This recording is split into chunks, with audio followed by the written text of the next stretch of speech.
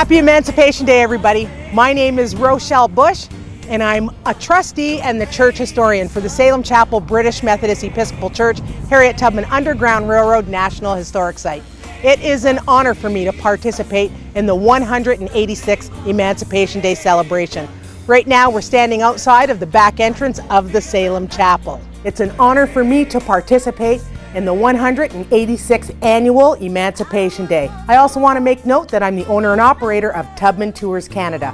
This level is dedicated to our most famous member, Harriet Tubman, and right now I'd like to take you for a walk around the lower level. What we have here is a display that indicates our position about the history of the Underground Railroad. So, the Underground Railroad is legendary. We all know about that. People of African descent who were enslaved in the United States were self-liberated. They connected themselves with a secret network of people who operated the Underground Railroad in order to find freedom. The Underground Railroad network would help pilot freedom seekers to the free northern states as well as to Canada. Many people put down roots in various parts of Canada West, my family included. My connection to the Salem Chapel is that my 2 times great-grandfather was the minister in charge for a period of time when Harriet Tubman was here. My great-grandfather was living as a free black in South Carolina. He arrived here in 1838. He was only 26 years old as a traveling AME minister. After the United States government passed the 1850 Fugitive Slave Act, he returned to collect his wife and his children, and they put down roots here in St. Catharines. So getting back to the first disclaimer that I mentioned about the Underground Railroad, the Underground Railroad was a secret network of people. It was a secret society, and it was illegal activity. Those that participated in the Underground Railroad were breaking the law. If caught, they could be returned to slavery. Free blacks I'm speaking about. White people could be imprisoned. They could lose their property, they could lose their finance. So a lot of people were putting themselves at risk during this time. This disclaimer indicates that we stand with the history of the Underground Railroad when it was written. So I'm talking about the 19th century, because a lot of it is based on oral history. Scholars today who are documenting these accounts, they have to go by their standard and discipline, which means they can only agree and support most times with what is on paper. I say that because the narrative of Harriet Tubman has changed. Prior to 2004, her narrative used to be, she guided 300 people to Canada. She made 11 rescue missions from St. Catharines, going back to Maryland, guiding people to St. Catharines. In 2004, when scholars began to research, they found out and they determined and they believe that she guided 70 people and instructed 70 people. She gave them directions as to how to make it to St. Catharines. Well, going back to the Underground Railroad being unlawful activity, we can't support that. We support both. So we are thankful for what the scholars have produced today, but we also support what our ancestors and others said during that time, primarily because Harriet Tubman never argued against it. This is her first reward poster. In 1849, she learned that she was going to be sold off. She was born Araminta Ross. Her nickname was Minty. She was married in 1849. She determined that if she was going to be separated from her family, it would be on her terms and conditions, not her enslavers. So she escaped. This wanted poster indicates that she was escaping with 2 brothers. They did so. They were away from their enslaver's home, which we call the plantation, for a couple of weeks. Then they decided, you know what? They wanted to go back home. Harriet Tubman, of course, resisted, but they made her return anyways. The brother did that because they were separating from their families. That was a difficult thing to do for enslaved people. When they were told that they were going to be sold off, that meant they would be separated from their loved ones forever and never see them again. When Tubman learned afterwards, when they returned back to the plantation, that she was going to be sold off as a single individual, she made the determination to escape on her own.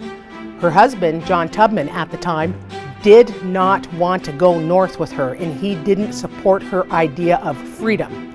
So again, she was married to a free black man, she was enslaved. The wanted poster in 1849 for the capture of her and her two brothers, their value was $100 apiece. We're just going to move a little bit forward. She escaped in 1849 and she settled in Philadelphia. While she was living there, the U.S. government passed the Fugitive Slave Bill. From its early beginning, enslavers, along with the United States government, constantly protested about the provisions in the United States Constitution. A clause that was put forth in the 1793 Constitution indicated that any fugitives or runaways would be returned to their enslaver, their slave master. So Harriet Tubman was living in Philadelphia as a free black person when the U.S. government passed the 1850 Fugitive Slave Act. This act meant that slave catchers, bounty hunters, law enforcement, U.S. Marshals would have the freedom to roam around the free northern states. It became a haven for slave catchers to capture people who may have been runaway slaves or alleged to be runaway slaves. So it was a simple accusation, that's all that was needed. People of African descent would be captured, tried, convicted without a judge and a jury, and returned to slavery. But there were incidents where free black people, such as the story of Solomon Northrop, 12 years a slave. He was a free black man, he was born free, and he was kidnapped, accused of being a runaway or a fugitive, and enslaved for the first time. White people who were living in the free northern states were now bound by law to assist slave catchers or law enforcement when it came to the apprehension of people who were accused of being fugitives. This, of course, upset many because they had the ability to live in the northern states freely and ignore what was happening in the southern states. And what I mean by that is the enslavement of people of African descent. So it wasn't right up under their nose, so they turned a blind eye to it. Now the change in the law with the Fugitive Slave Act forced them to pay attention. And in addition, they were bound by law, and if they didn't participate or they refused to assist, they could be tried, convicted, jailed, imprisoned, right? Or fined. So that was their punishment. So that law really riled white people in the North as well. Because of that law, free black people started to relocate primarily to Canada West. Harriet Tubman herself, a year later, escaped to Canada. This here, notice, indicates that Harriet Tubman, it's her first rescue. In 1849, when she was living in Philadelphia, she learned that her niece, Keziah Boley, was going to be sold on the Cambridge auction block. Tubman decided that she would return to Maryland in aid in her rescue, and she did. So she brought Keziah and her two children to Philadelphia. A year later, December 1851, she escapes with 11 freedom seekers and settles in St. Catharines. That's a well-documented account. Scholars today believe that notations in Frederick Douglass's biography, where it indicates that he sheltered 11 freedom seekers, they believe it was the same incident. They believe that Harriet Tubman stopped at his home in Rochester, New York with 11 freedom seekers before she arrived in St. Catharines. This is a picture of one of the members of our black community, an unknown individual. And this a picture, as well as many others that are in the lower level here, are held at the Special Collections Department at Brock University. So Frederick Douglass, I'll make mention of him again as we walk around the lower level.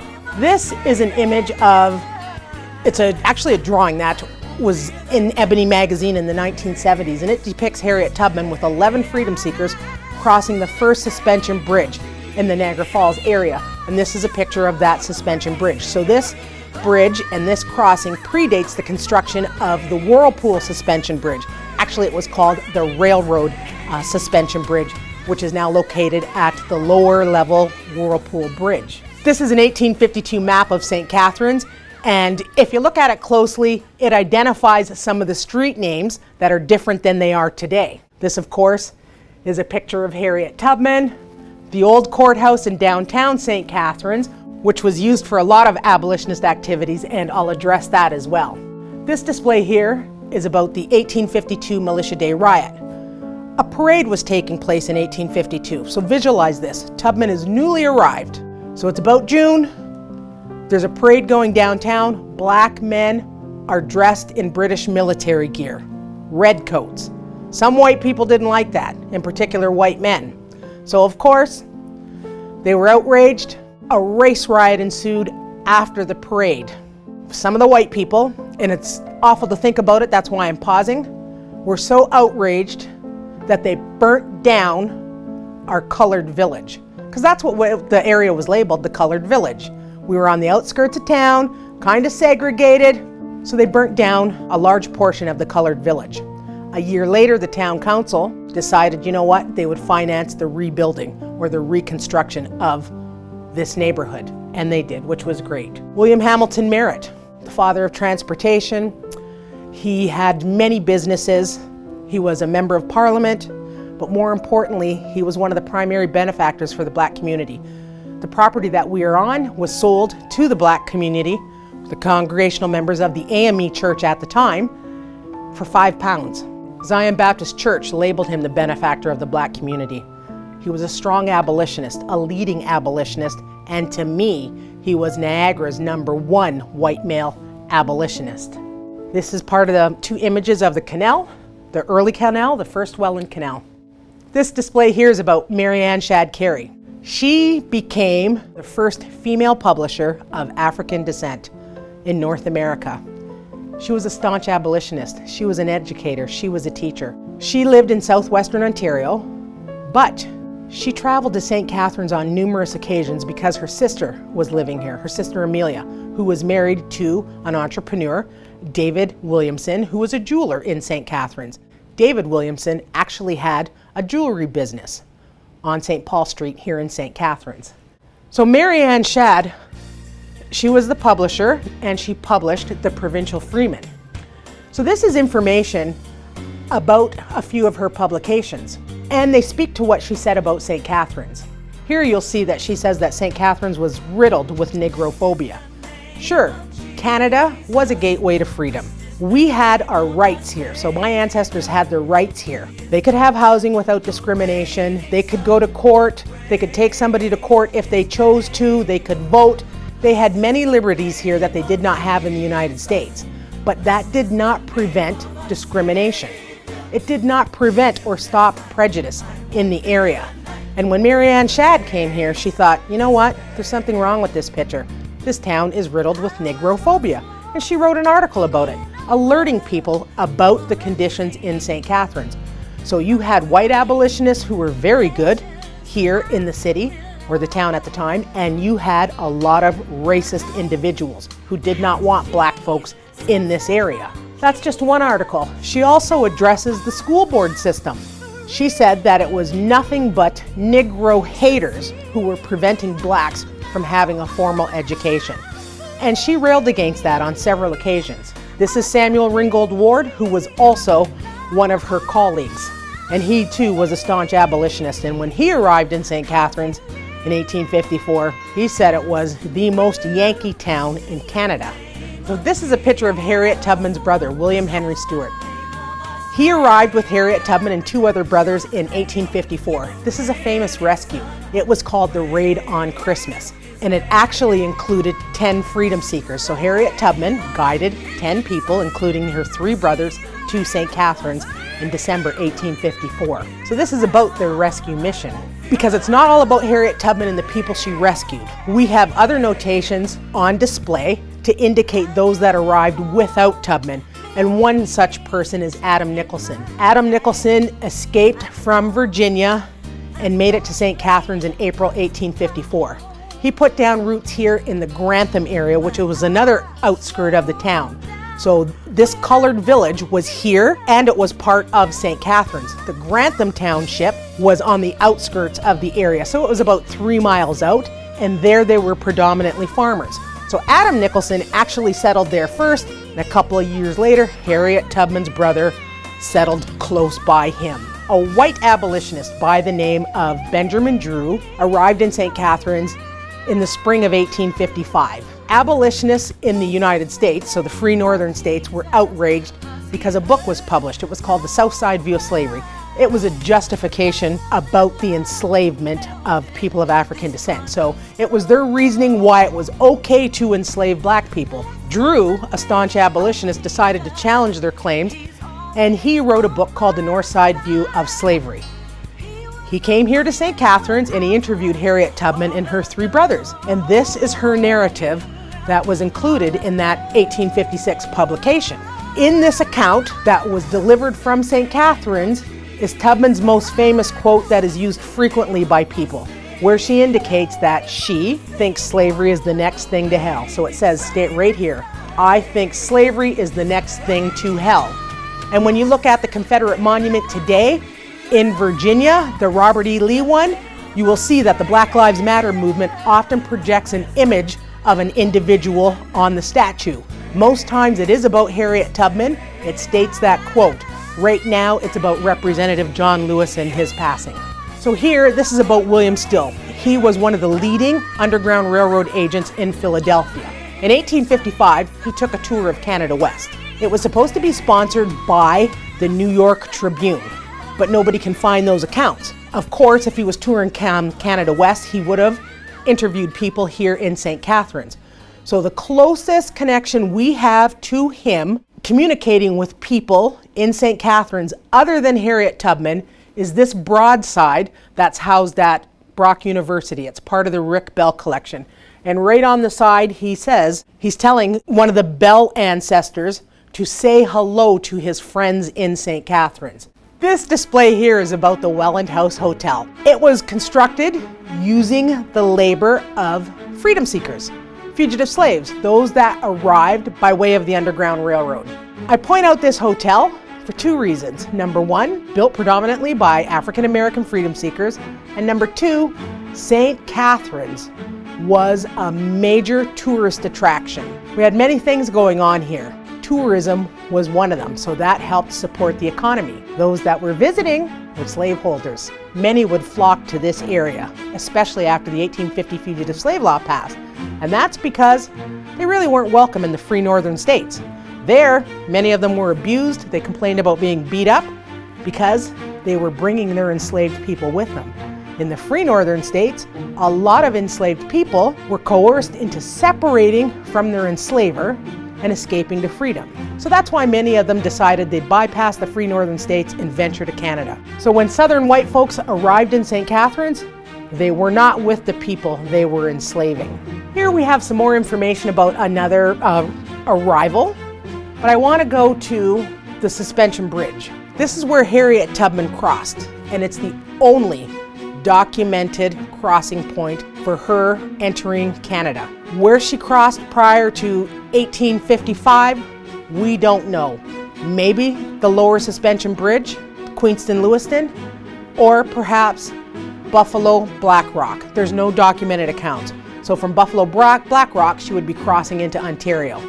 So those are just anybody's best guess. So those are for the rescue missions that predate 1855. What we do know, after 1855, she rode the train. Back then, they called it cars.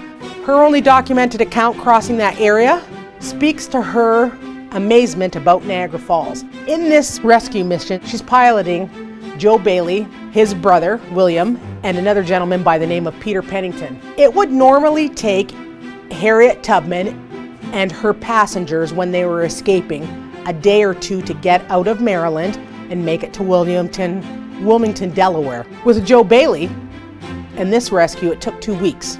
The reward for Peter Pennington was high. Joe Bailey's brother was about $300, but Joe Bailey was a prized enslaved black man. The reward for him in the state of Maryland was $1,500. Out of state, $2,000. That amount was astronomical at the time. Everybody was after him. Law enforcement, slave catchers, bounty hunters. 2 weeks they were hiding in Maryland, in potato holes. A lot of people would not shelter them because the rewards were so high. But Tubman, because she believed in the Lord, prayed up on it, and she was successful. They managed to make it to Delaware. They made it to Philadelphia, where William Still put them on the train and pushed them right through to New York City. When you were working on the Underground Railroad, the rule was, say nothing. At the stations, if the individual was in hot pursuit, the rule was to say nothing. When they arrived in New York City, they stopped at the Anti-Slavery Society. One of the people who was working there, and it was either Oliver Johnson or Sidney Howard Gay, had the audacity to show Joe Bailey his reward poster, because Joe Bailey had a distinct look. He had a scar on the left side of his face. Joe Bailey, of course, could not read or write. That was denied to any person who was enslaved in the United States. Harriet Tubman herself could not read or write. They were denied an education. But when he looked at the visual image of himself, he knew that bounty hunters were after him. So now he's in New York City. His first question was, how long is it going to take to get to that suspension bridge? They explained to him, and they even showed him a map. Joe Bailey was fearful. He wanted to turn back. He actually wanted to return to slavery because he was so afraid of being captured, whipped and abused, or perhaps killed, or at the very least a foot cut off, or maimed in some manner. The other two wanted to continue, and of course, Harriet Tubman, who was known as Moses at the time, she was not turning back. Joe Bailey had to get on that train, and he did, from New York City all the way to Suspension Bridge. So we're talking almost a day's journey. He sat hunched over with his face in his hands. He was so fearful. In the meantime, others along the route, Syracuse, New York, they had to bypass it because there was no money for them to fund the Underground Railroad.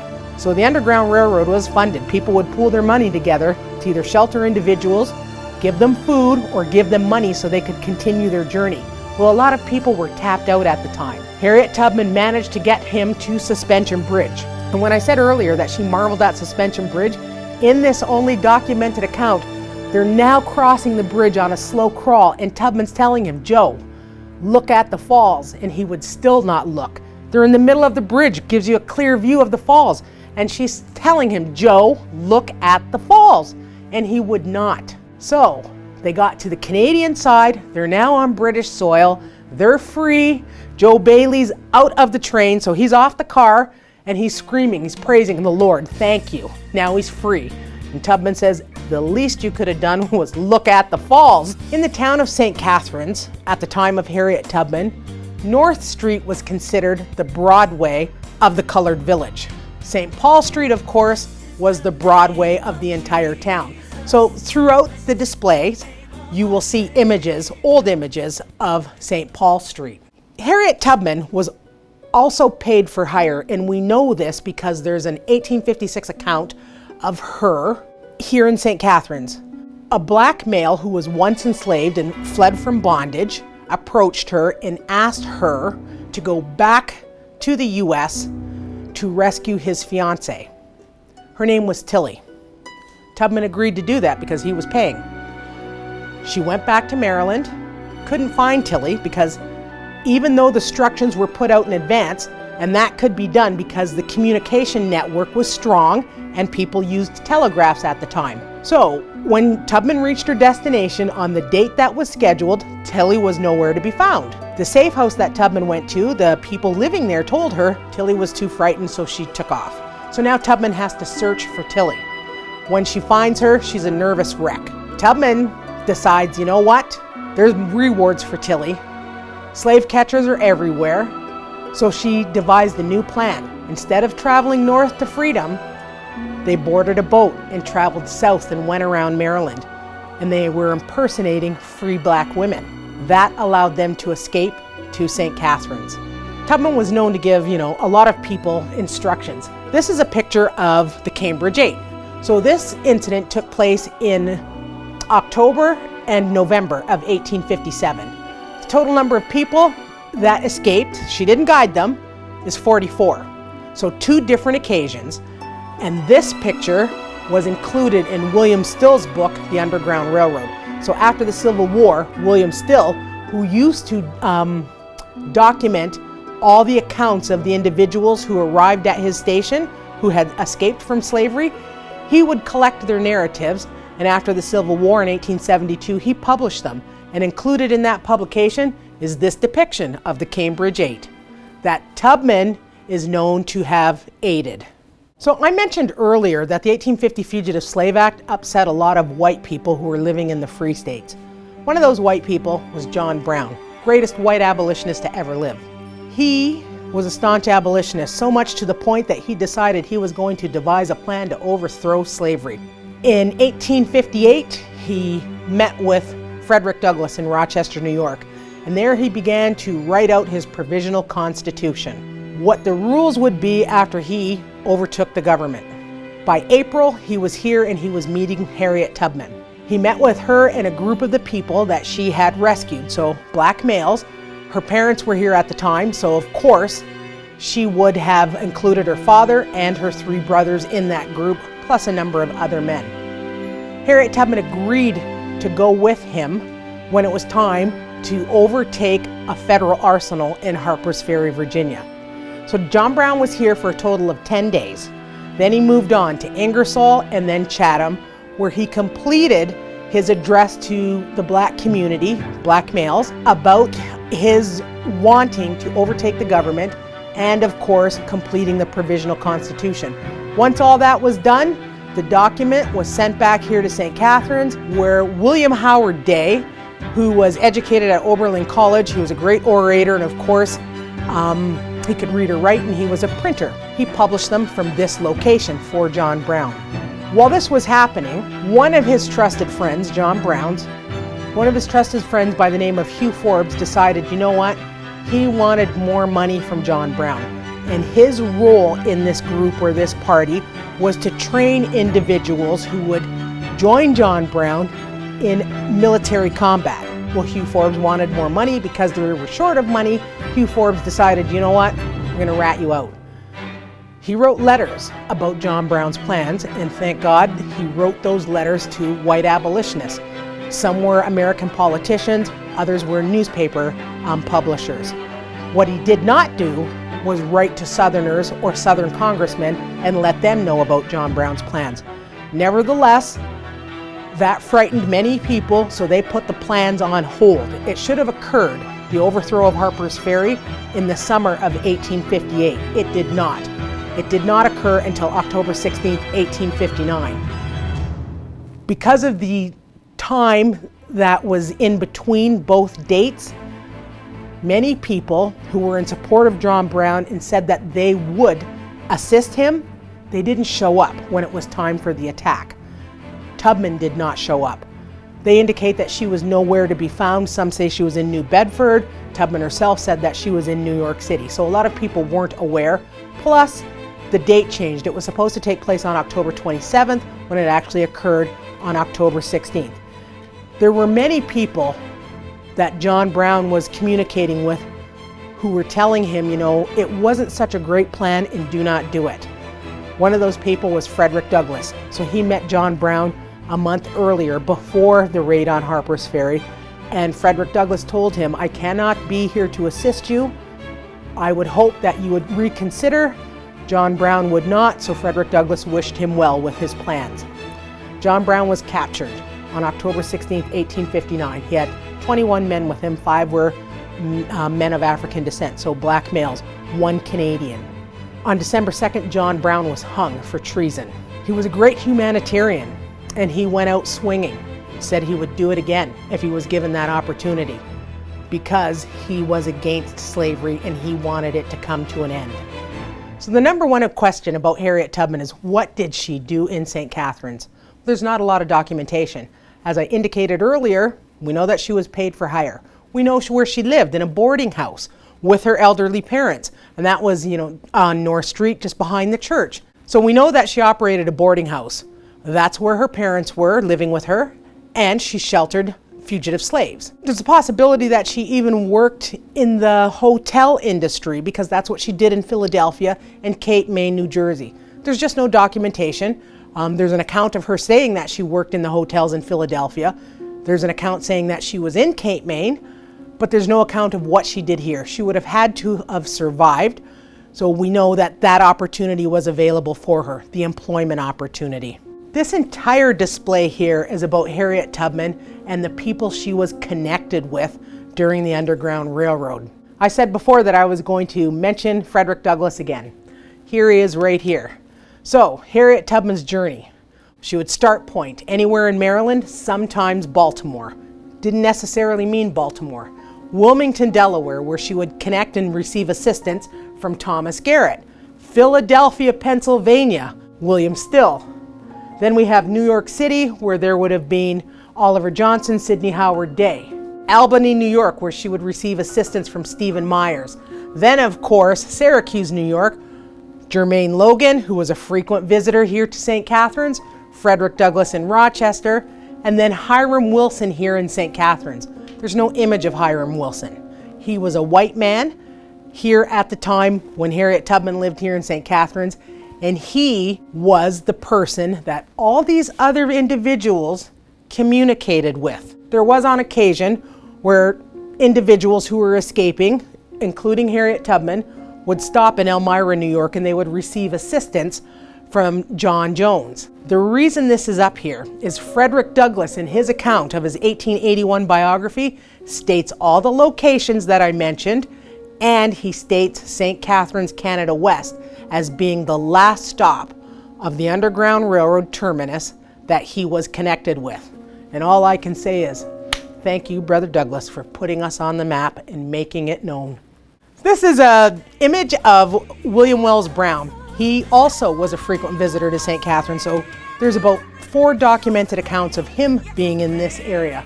In 1860, he wrote for the Palm and Pine an account about the colored village here in St. Catharines, saying that, you know what, they had their own homesteads, all paid for, so no mortgages. Some were farmers, some were entrepreneurs, some were omnibus drivers. So he pretty much told a story about the black community here in St. Catharines. I mentioned earlier about what Harriet Tubman did. There was one other thing that she did that was equally important. She established a fugitive aid society here in St. Catharines, and that was to shelter individuals and help them along their way. Some remained here in St. Catharines and others moved on. So she did this shortly before the Civil War. And this image here depicts that, and here's members of that committee. What I found out in researching some of the members is that after the Civil War, we know that a lot of people returned to their homestead. So they were now free to go back to the United States and look for their loved ones.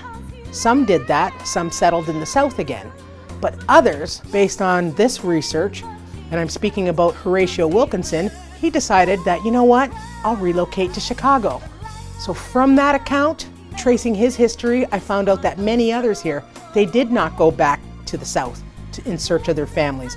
A lot of them moved to major cities in the US, such as Chicago and New York. Some moved to Philadelphia.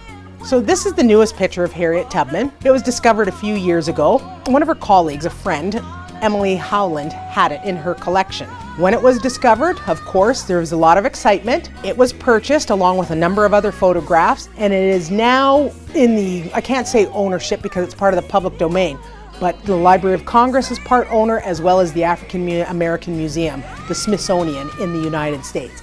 So that's the picture of Harriet Tubman. And that was taken anywhere between 5 and 7 years after she left St. Catharines. So she was a tiny woman, very tiny, petite, and very, very graceful. You can see that. It's a stark contrast to her being the Moses of her people and the fierce, courageous woman who was going back to Maryland to guide people to freedom here in St. Catharines. This is about her passing in Auburn, New York. So after she left St. Catharines, she moved to Auburn, New York. That's where she settled. She remained there until she died on March 10th, 1913.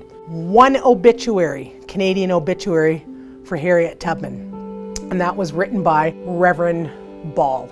Reverend Ball was a young man living here in St. Catharines when she was the Moses of her people. St. Catharines didn't write an account for her, so he did it from Toronto, and this is her only Canadian account. When she passed, she still had 5 descendants here living in the St. Catharines area and 1 in Cayuga, and they are listed on her last will and testament. This is about Zion Baptist Church because we weren't the only black church here in St. Catharines. Zion Baptist Church's most famous member is Reverend Anthony Burns. In 1854, he escaped from slavery in Virginia, made it to Boston, and under that 1850 fugitive slave law, he made the mistake of acknowledging his slaveholder who was in hot pursuit. So his enslaver confronts him on the street, Burns acknowledges him, then he's arrested, taken to the courthouse.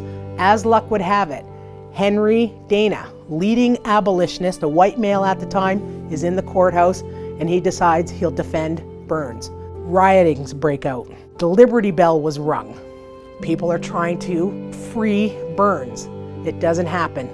A U.S. Marshal was shot. It took the government 5 days to calm the rioting. People in Boston, who were known to be staunch abolitionists, would drape coffins in black and hang them from their places of business, and then liberty laws were enforced.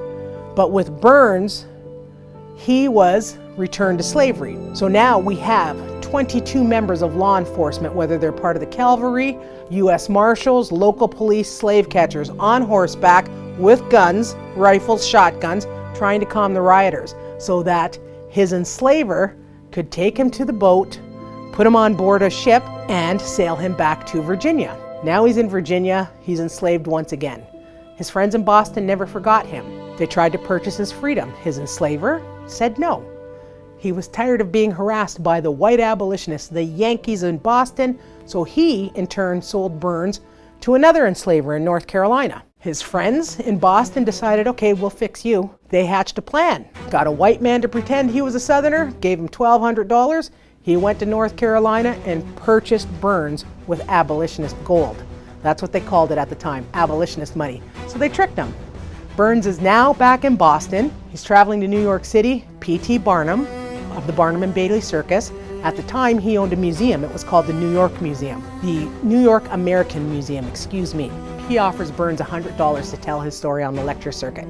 And Burns said, no, you're not parading me around like a monkey, and I'm not telling my story next to the Siamese twins, the bearded lady, and all these other carnival freaks of nature, because that's what the museum was. So he accepted an offer from a white woman who was a Quaker abolitionist. He went to Oberlin College, studied theology. After he received his degree, he moved on to Indiana. They found out, white folks there found out it was Anthony Burns. They thought he would agitate the free blacks, and they forced him out based on their black codes. Zion Baptist Church was without a pastor. He arrived in St. Catharines in 1860. Zion Baptist Church was in financial ruin. He turned all that around.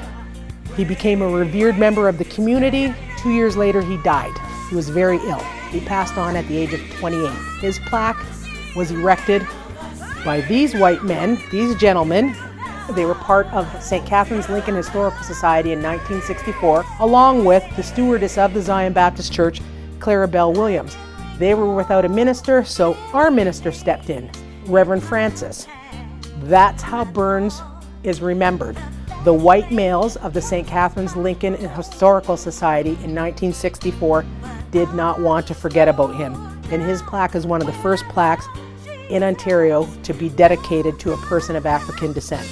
Again, I want to say it was an honor for me to participate in this 186th Emancipation Day event. So I want to give a shout out to Matter of Black and Black Owned 905 and all other supporters of this event. Again, it's an honor for me to represent the Salem Chapel as a trustee and the church historian. And I also want to let you know one more time that I am the owner and operator of Tubman Tours Canada. What we did today is just a glimpse in what I do for the tours. Upstairs, the church has a lot of artifacts, a lot of memorabilia that you'd be able to look at. And on my tour, we go out throughout the downtown core where we're talking about white abolitionists. We're looking at a lot of the historic sites here in St. Catharines. And my tour is a little bit different. It is off the beaten path because we include the enslavers that were here in Niagara. We include the enslaved people that were here in Niagara. And more importantly, my tours are fact-checked in real time. Stay away from a lot of the oral history because you cannot really speak to that. And people want to be able to fact-check in real time. Again, thank you for listening and a happy Emancipation Day.